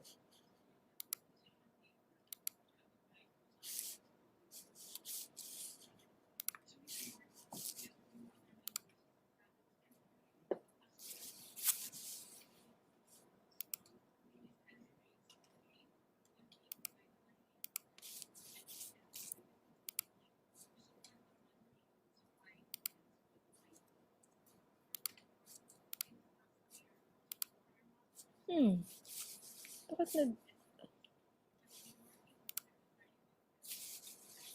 A plan for the national vaccination program. As it has done in T3 and in the consortium, Zurich Pharma can only give inputs related to its area of expertise, which is in the distribution of pharmaceutical products, and we defer to relevant parties and agencies for other matters relating to the COVID-19 vaccination program. In regards to preparing for the distribution of COVID-19 vaccines, the intended scale, scope, and pace of the COVID-19 vaccination program is unprecedented. Hence, the distribution of the COVID-19 vaccines would be equally complicated and sophisticated. Respectfully, in Zurich Pharma's view, key in preparing for the distribution of the COVID-19 vaccines would be first obtaining information on various aspects of the different vaccines, such as the respective storage requirement and special handling requirements, their transport requirements, product information and packaging dimensions, the supply delivery dates, the volumes per delivery. It would also be important to know the number and the specific locations of the vaccination centers and the expected frequency of delivering to these locations. This information will aid in the planning of the logistics for the distribution of the COVID-19 vaccines. For the actual distribution of the COVID-19 vaccines, we respectfully submit that the warehousing capabilities be supported by 1, experienced healthcare supply chain experts, 2, latest technology and digital tools, 3, validated temperature control delivery capabilities, and 4, the consistent application of stringent quality and compliance standards. This means expertise and capabilities across the following dimensions, among others.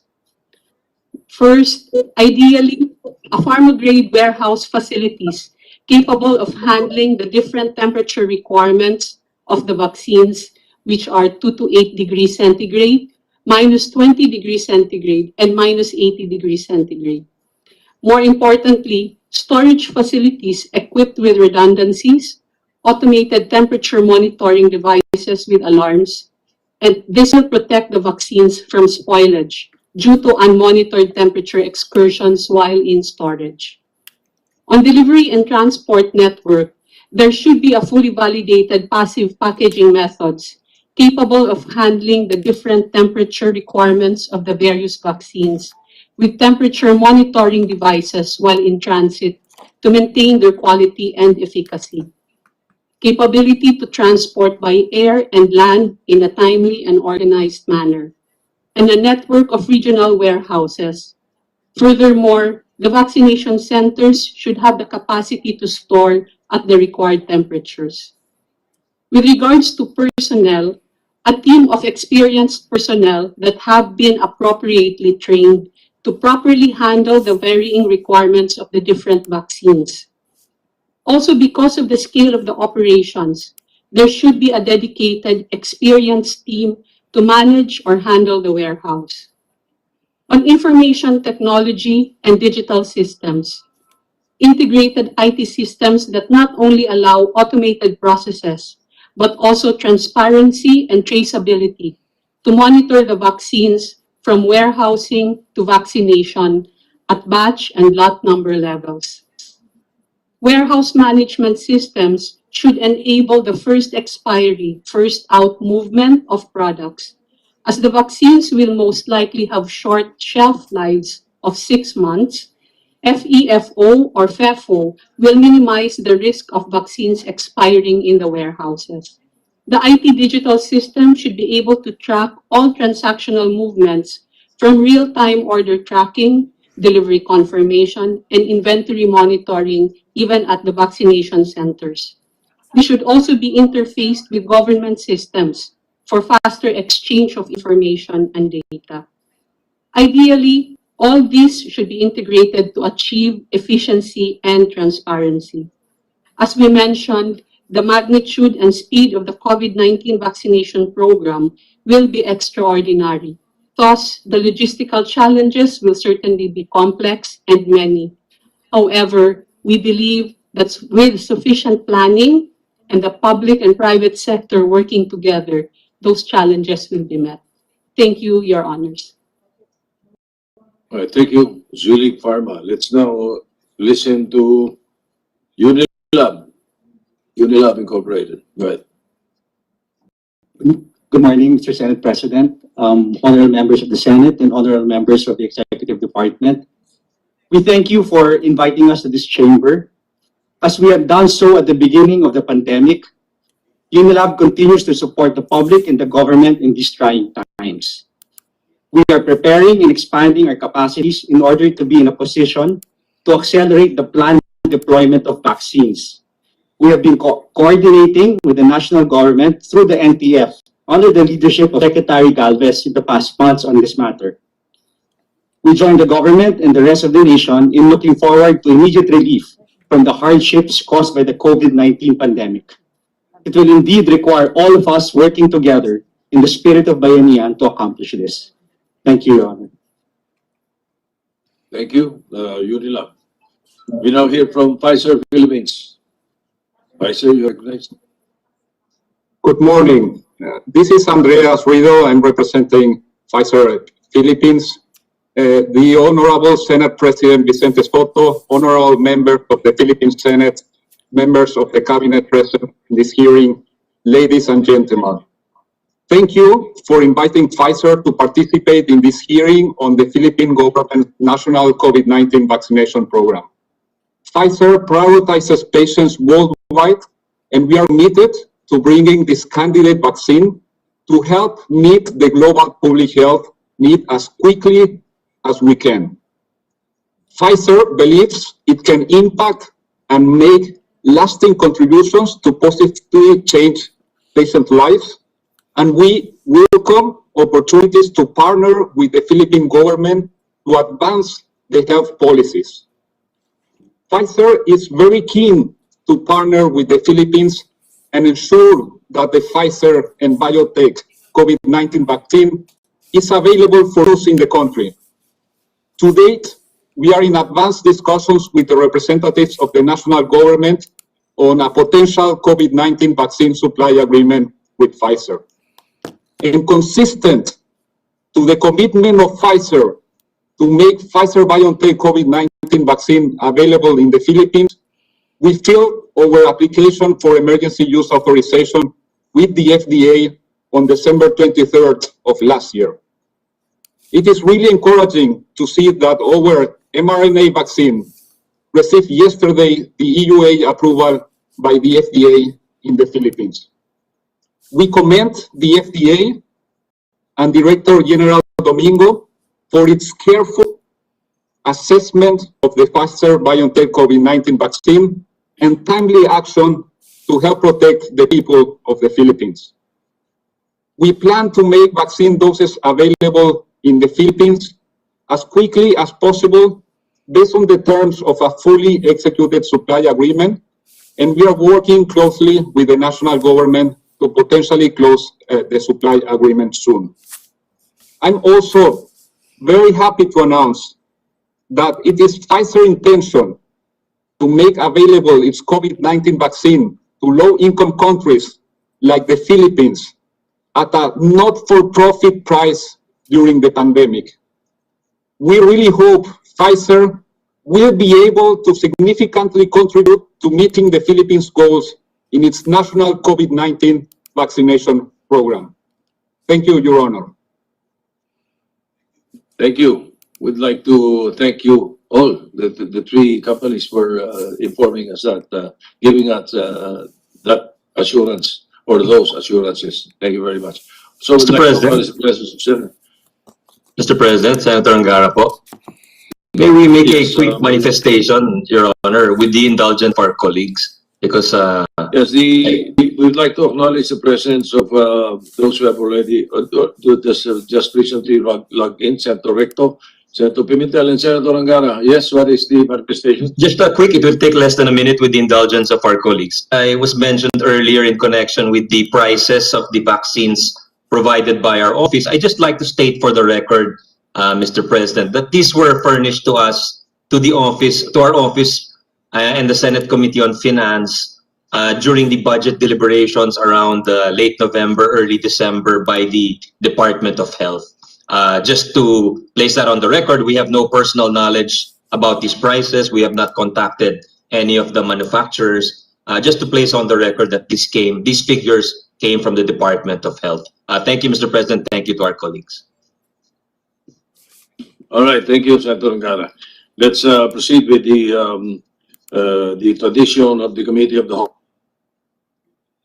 We'll allow our colleagues to raise their questions. The order of questioning will be, this time we will allow those who were not able to post their questions the last time.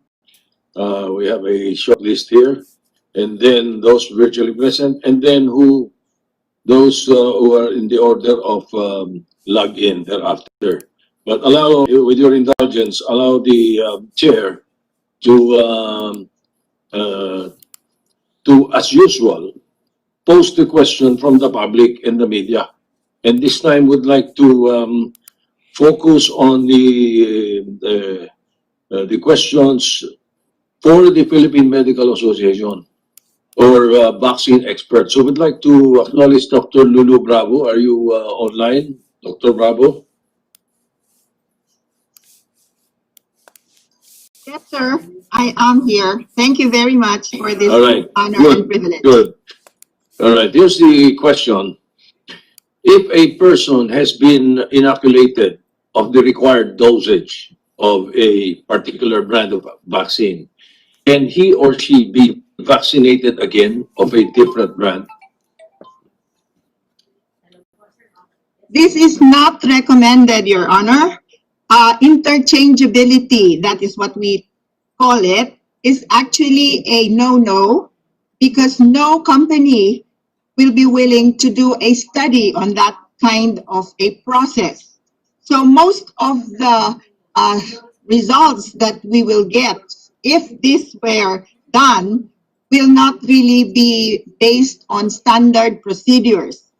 And as I said earlier, this is not a recommended procedure that you will interchange or use another vaccine after you have used another one before. Yes, particularly if there is the required dosage is already given. Now, what about if the person has only been given one shot? And this is a question from the public also. just one shot from 2 doses required, and then he or she will opt to be inoculated by a different brand. What is your comment on that? Can that be done? So far, the only one that we have on record is that of Pfizer, which shows that at the first dose, we have about 50% efficacy if you just give one dose. I am not knowledgeable on the other vaccines that are on the market. No, well, Thank the you. question is that let's say you're given one dose of Pfizer, and the person elects to be given a second dose from, say, Sinovac. That's not possible. Should not.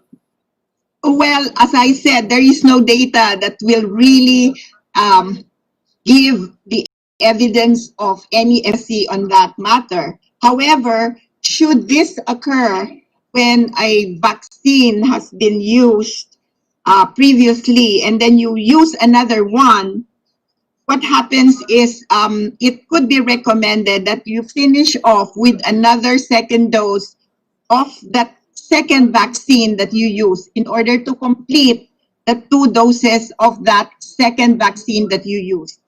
And that would give you obviously the same kind of efficacy for that second vaccine that you use. All right, Dr. Bravo, please stay online. The Secretary of Duque would just like to give his comment on the question. Go ahead. Thank you, Mr. Senate President. Thank you, Mr. Chairman, and good afternoon, good morning on behalf of the IATF and the DOH. The practice, the protocol is really to give 2 doses of the same vaccine, and you would not want to toy with the idea of giving different vaccines for the simple reason that if an adverse event following immunization does happen, or an adverse event of special interest, we are going to struggle to identify which of these 2 different vaccines must have caused it. Thank you. All right, thank you. So I think that's very clear. May I go on to another question, Dr. Bravo? What is your comment on the 50% efficacy rate of COVID-19 vaccine Sinovac, as mentioned? As a doctor, would you administer or prescribe a vaccine that has an efficacy rate of 50% to your patients? Your Honor, that 50% efficacy was actually set by WHO long before, in the beginning of the pandemic. They even said that an efficacy of 50 to 70% would be already acceptable in the midst of a pandemic, because these efficacy rates are actually needed to be put in place when you have a severe pandemic, when the incidence is so high that a 50% efficacy would really be good enough to have that kind of protection, because no protection, of course, is worse than a partial protection. So I guess that would be a good efficacy rate should you be able to get that vaccine. But of course, our incidence in the Philippines, as I said, many vaccine experts are available in the Philippines, and not one opinion may be enough, because we do need to see the incidence at any one time. It could differ from a very high incidence in a place to a lower incidence where you would rather have a higher efficacy. It really depends on the various factors. It's not just safety and efficacy, but the incidence of COVID in that place that will matter most. Thank you. Doctora, yeah, we get your point and we understand, but we were hoping to be able to see you while you were speaking. So can you click your start video so that the public also will see who Doctora Bravo is, if you don't mind? Click the start video below your laptop. There you go. All right, Doctora. Okay, now, let's go to the layman's language. Ito po yung tanong sa kalsada eh. Pag sinabi po bang 50% efficacy or palagay natin 90% efficacy, ang ibig sabihin po ba nun eh 50% lang effective yung bakuna na yun? Or 50% ang bibigyan ng bakuna ang makikinabang at yung 50% hindi sigurado? Actually, Your Honor, efficacy has a range. In fact, it's not just one because, for example, in the Pfizer's 94% efficacy, it means that severe infection, severe illness is prevented 94 to even 100%.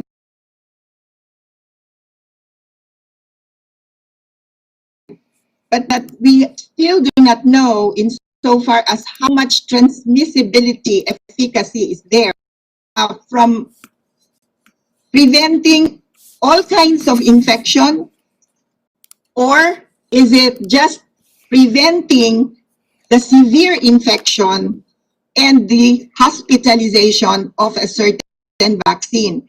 And that will be seen and determined by the way the clinical trial is done, whether there was regular checking of the transmission, or it was just like, I think in the Moderna vaccine trial, they were just looking at the severity of the infection. So they were asked, the volunteers were asked to report any symptoms. In some trials, they really do weekly testing. So it's gonna be easier to determine whether there was transmission during the time of observation. So it's not easy to say, sir, that one figure will be enough to say whether you have prevention of transmission, prevention of hospitalization, or prevention of severe symptoms. I hope it is clear, sir. Yes. Thank you. So hindi tama yung interpretation na pag sinabing 90% efficacy rate, 9 out of 10 na bibigyan ng bakuna ay sigurado makikinabang at yung 10% hindi. Hindi sigurado.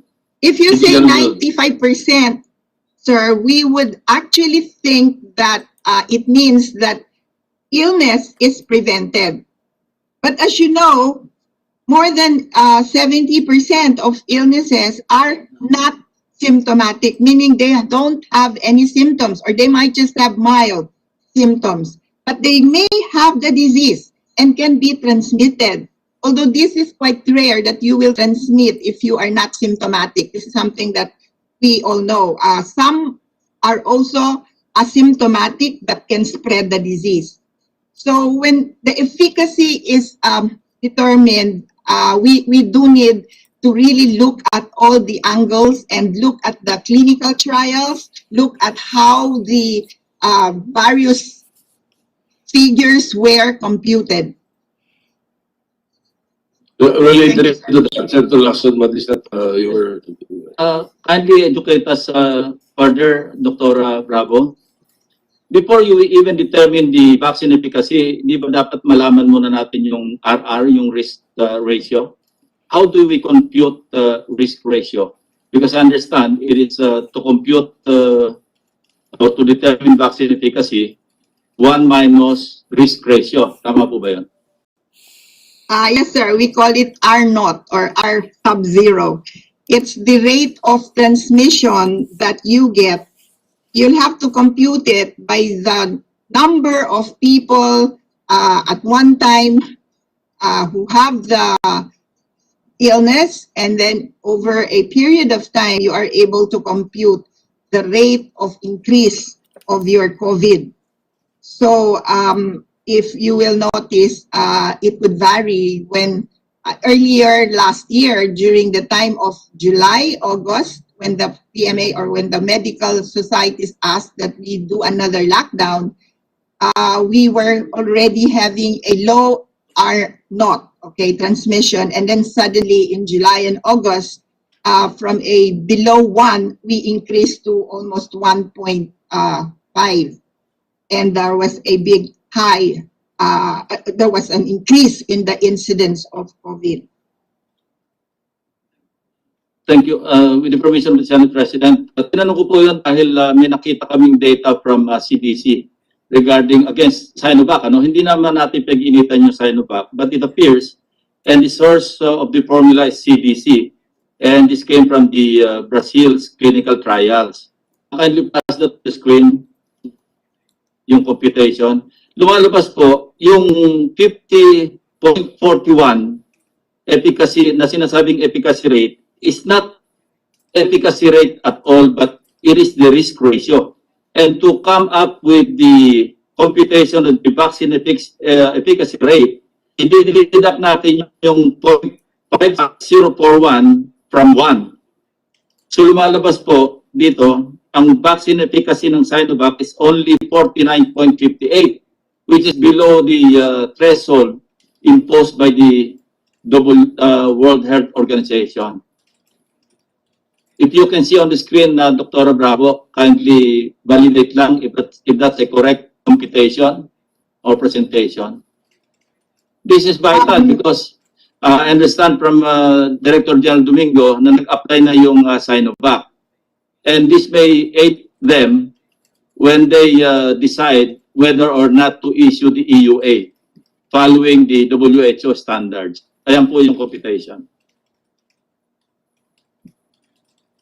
Comment, please. And also FDA DG Domingo.